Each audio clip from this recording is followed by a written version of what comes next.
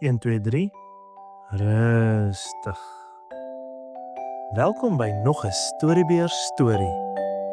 Luister lekker saam.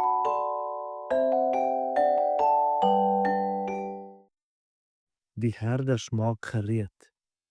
Nadat die engele verdwyn het en die hemel weer stil geword het die herders begin praat oor wat hulle gesien het. "Kan jy glo wat nou net gebeur het een van die herders gesê, nog steeds verbaas oor die engele se boodskap. "Ons moet dadelik na Bethlehem toe gaan en die baba vind wat die engel beskryf het 'n ander gesê. Hulle harte het geklop van opgewondenheid en hulle kon nie wag om hierdie spesiale baba te ontmoet nie. Die herders het hulle skape veilig bymekaar gehou en vinnig begin regmaak vir die reis. Hulle het net die nodige goed saamgeneem en hulle het geweet dat hulle nie lank hoef te wees nie, want die stad was naby. Hulle het geweet dat hulle iets wonderliks gaan sien. Die verlosser, die een wat almal verwag het, was uiteindelik hier.